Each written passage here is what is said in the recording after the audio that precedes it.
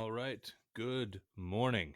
11 a.m. exactly on March 28th, 2020. And off we go. The first thing I want to talk about is the new law that was signed by the president yesterday afternoon.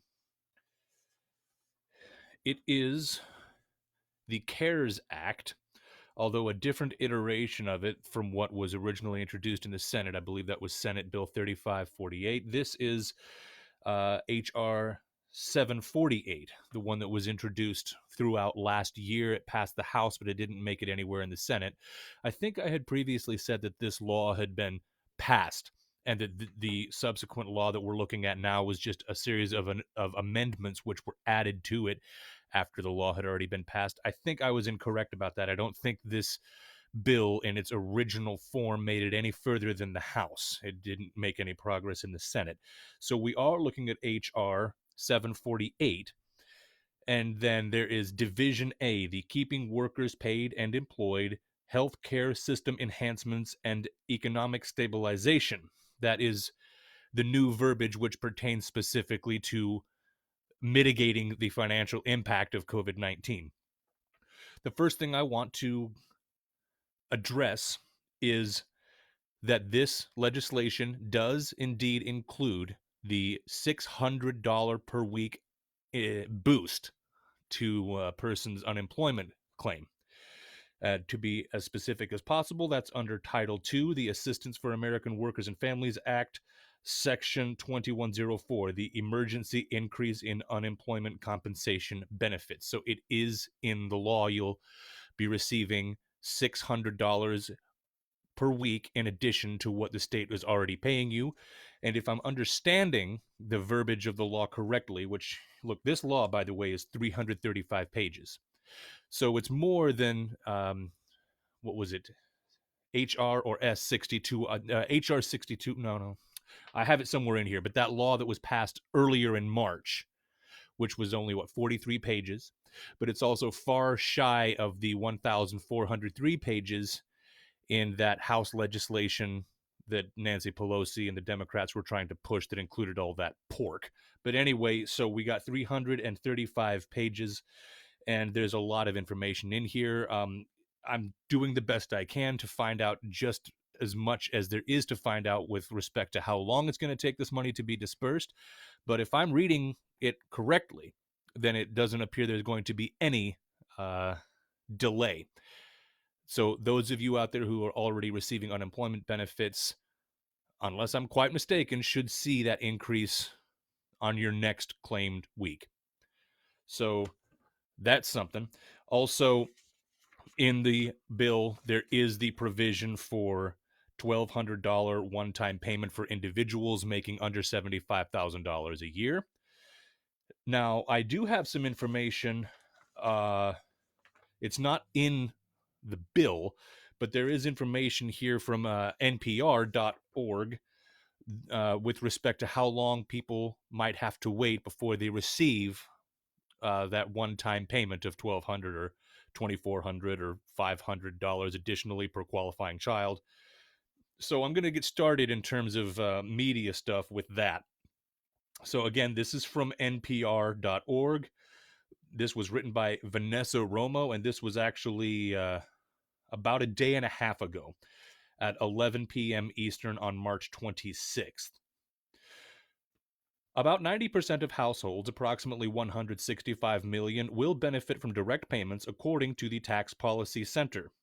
The $2.2 trillion coronavirus relief package marks the largest rescue package in American history. President Trump announced Wednesday that it includes $300 billion in direct payments to individuals to alleviate at least a little of the financial pain caused by the deliberate near standstill of the United States economy. But despite promises that the one-time funds will be distributed within the next 3 weeks, it will likely be months before the stimulus checks hit bank accounts, according to experts. Under the plan, single people earning incomes below $75,000 will receive as much as $1,200 as direct payments into most people's deposit accounts, Treasury Secretary Steven Mnuchin said at a news briefing on Wednesday. Married couples would get $2,400, and parents would receive $500 for each child under age 17. About 90% of households, approximately 165 million, would benefit from checks, according to the Tax Policy Center. Payments would be phased out beyond those income limits, and people making more than $99,000 would not be eligible at all. Now, here's the important bit. How soon can I expect my check? Quote, "It really depends on what information the IRS has on you," said Kyle Permalow, a resident fellow at the right-leaning American Enterprise Institute, told NPR. That's because the infusion of cash will be distributed by the IRS, so those who have previously received tax refunds via direct deposit will be the first in line for the rebate checks. Pomerleau estimates the earliest those payments will go out is 3 to 4 weeks after the package is approved. Alternatively, people who receive tax refunds through the mail would have to hold out much longer. Quote, "I don't think physical checks will be in the mail for another 3 to 4 months." Well, I remember back when I was still living in Nebraska and President George W. Bush was in office, there was a similar stimulus check, although under obviously far different circumstances. It was a check, I think, for $600. And I remember having waited quite a while for that, but of course I wasn't following it nearly as closely as I'm following this. So something I'm going to have to dig into, paper checks. It's saying here that people who received their IRS tax refunds via direct deposit will be first in line to get checks. So does that mean that everybody's getting a paper check? That would not make any sense. The amount of money, if I'm remembering rightly back to that stimulus in 2008, the amount of money that was spent just to send out paper notifications to people, not the checks themselves, just paper notifications to announce what was going to happen, was astronomical. It ran into the billions, if I'm not mistaken. But it wouldn't make sense to me that people who received their tax refunds via direct deposit would have to wait for the delivery of a paper check, even if they were moved to the front of the line. So I kind of doubt it. I'm pretty sure that if you got your tax refund this past year via direct deposit, that this money will come to you via the same method. So, and then there's further information in this NPR article in terms of what if I didn't file my 2018 taxes? What if I made more than 99,000 in 2018 or 2019? And then there's some further expansion on other impacts of the COVID-19 virus on the Internal Revenue Service, etc. So that's just a timing issue. I think most people have probably gone with direct deposit. Paper checks are becoming increasingly archaic. So we can probably expect to see that money within the window of slightly under a month to about a month and a half out.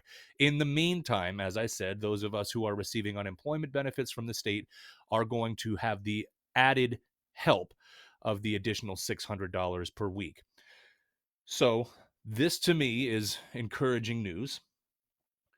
It looks to me also like the spread of the virus in my local area is, I don't know if it's getting any better, but it's certainly being surpassed by other states, where we were in the top 3 states in terms of positive or confirmed cases. We've now slipped down to number 5.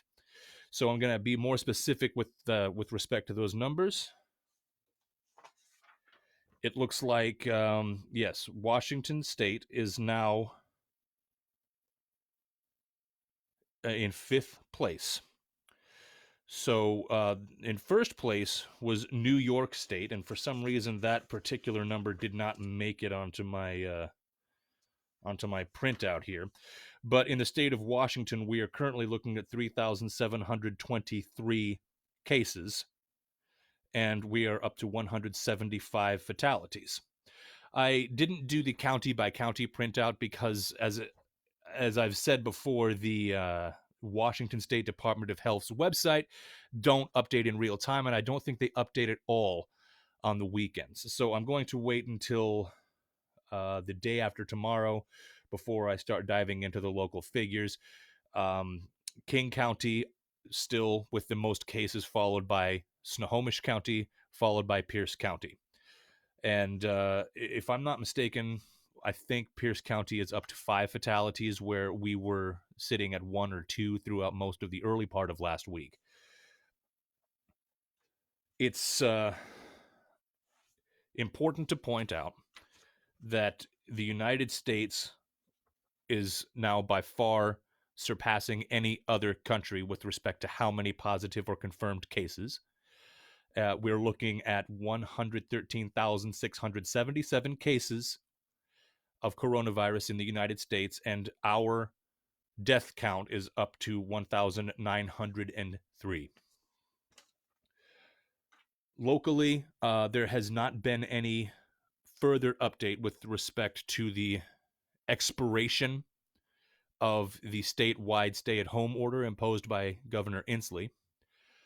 I don't have any further thoughts than what I said yesterday in terms of when/how that date might be extended. I will again go on record and say that I expect that date to be extended, although I might back off of that just a little bit, given that other states have handily surpassed Washington State in terms of the number of people who are infected.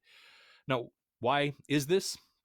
Well, New York and the surrounding area is where we're experiencing easily half of the total number of cases in the entire nation. So obviously, New Jersey is within, like parts of New Jersey are within the New York City metro area. So that would account for why New Jersey has jumped up so much. Also, Florida. Florida is now surpassing Washington State in the total number of cases, but not by much. The most recent figures indicate that while Washington had 3,723, Florida is at 3,763. So a difference of exactly 40 cases as of this latest information. Florida is it's got a very strong concentration of senior citizens within their population, and there's also been a lot of talk in the news about people leaving New York and headed directly to Florida. So this expansion of new cases seems to be centered around New York and its immediate geographical surroundings, and also the heavily reported amount of people, the traffic flowing from New York down to Florida. So I think that I don't think it's a stretch to say that that's probably, again, New York's population affecting Florida in terms of how many people are getting sick. Still, Washington State is in the top 5 with respect to how many positive or confirmed cases. So I think it's fair to say that we are still considered a hotspot for coronavirus activity.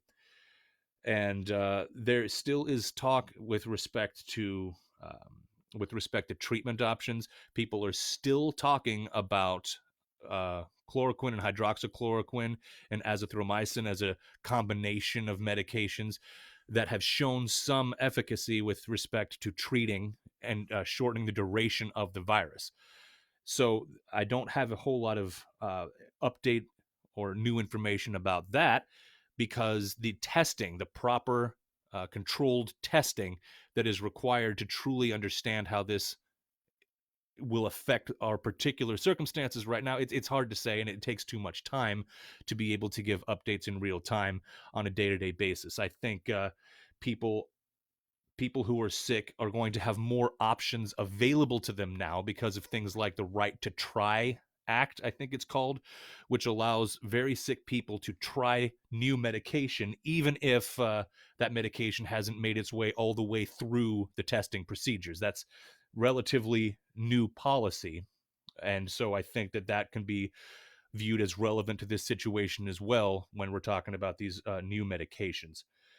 So there's also more that I want to discuss with respect to the World Health Organization and their current director general. Now, I've touched on this in the past. There was a story that I referenced that said essentially that the World Health Organization was spreading Chinese propaganda. Now, China and the Chinese government specifically has been heavily criticized because they were less than transparent and less than honest about the true nature of this virus. There were reports about people in China who were trying to get the truth out there being very, very harshly penalized by the Chinese government. and now there's even more skepticism and speculation about how the World Health Organization and its leadership might have been involved in spreading this propaganda, and there's more scrutiny coming down on its leader because of his past ties with what has been described as a very harsh and oppressive faction within the Ethiopian government. This guy is from Ethiopia, and he was, prior to his being elected Director General of the World Health Organization, he was part of a certain faction within the Ethiopian government, which has been accused of many uh, atrocities and world rights, or rather human rights abuses, etc. So that is relevant because the World Health Organization is looked at by many, many people. I think I commented that when you open up the Google page, the provisions and the suggestions of how to stop and slow the spread of the virus were not taken from the United States Centers for Disease Control.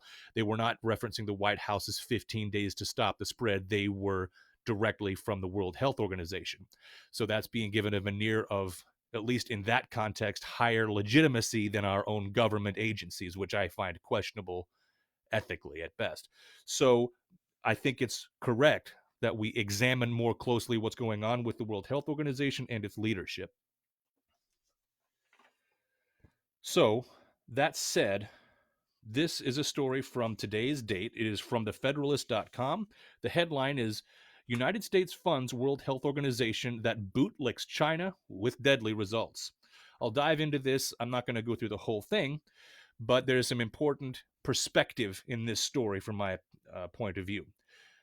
The coronavirus has spread throughout the world, having infected more than 100,000 people and causing the deaths of more than 4,000.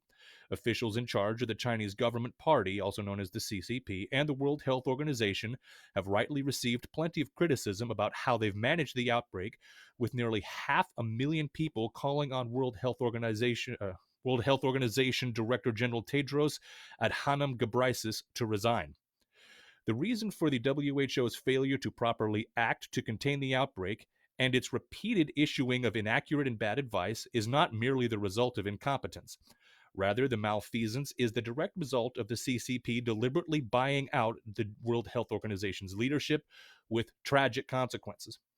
Experts have pinned the virus as starting possibly as early as October, months before the CCP alerted the world about the risks posed by the deadly disease. Rather than addressing the issue, China arrested journalists and doctors who tried to sound the alarm. In addition, the People's Republic blocked information on social media and removed all news stories that attempted to report accurate infection numbers. The end result of this was preventable suffering, as countries were unable to take the urgent action needed to respond. Yet, through all the CCP's obfuscation and in signing preventable deaths, the WHO consistently praised the Chinese government for its transparency and leadership, saying its actions were making us safer. To the incredulity of health professionals all over the world, when finally alerted to the seriousness of the threat in January, the World Health Organization refused to declare a public health emergency. It took until February 10th for the World Health Organization to even send an advance party to China. At the same time, World Health Organization representatives gushed in praise of the regime's response, noting the Chinese people feel protected. The World Health Organization continues to lavishly praise China as they continued to downplay the threat of the coronavirus, taking months to classify it, finally, as a pandemic because that, quote, might spook the world further, unquote. This story goes on to draw connections between the leadership of the World Health Organization and the Chinese government. It goes on to talk about the human rights abuses of which the Ethiopian government was guilty, the government which was served by this Dr. Tedros fella, and essentially impugned the legitimacy and the credibility of the World Health Organization with respect to how it's handled this. Now, Tedros himself, I'm going to go a little further into this without reading it aloud, but I understand that while Dr. Tedros was working within the Ethiopian government, he was apparently guilty of covering up several cholera outbreaks. I don't have that marked in here. I can I can put a link to that in the comments if anybody is interested in reading this further. But there certainly is cause for concern and a justified desire to scrutinize this organization, especially given the amount of money coming to it from the United States. And now that the United States is leading by a significant margin the entire world in number of cases, it uh, it makes it all the more important that we look at where our taxpayer money is going and call on the World Health Organization to clean up its act. So, I don't have much else today. I've already hit 20 minutes of broadcast, and it's the weekend. A lot of this is kind of in the weeds, is kind of boring stuff. I find it very interesting, and I would hope that other people would as well. There's a lot of sound bites, memes, tweets, information condensed into small, easily digested little parcels for people to consume.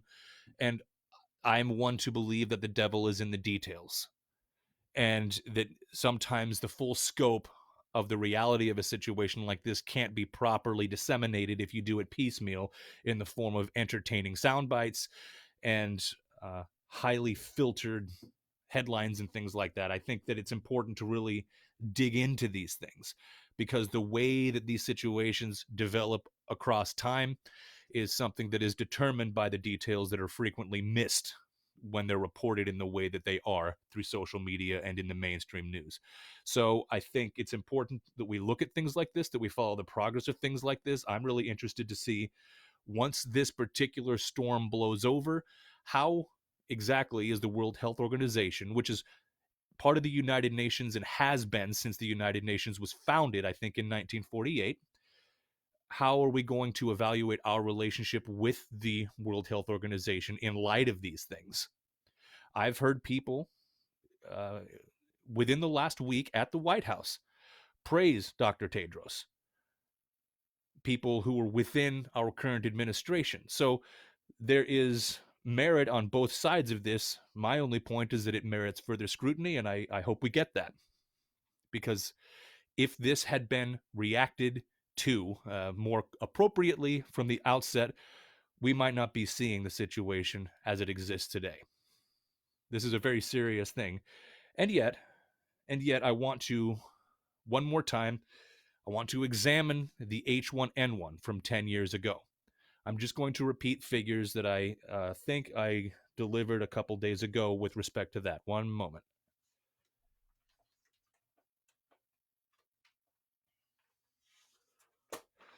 Okay. In the United States,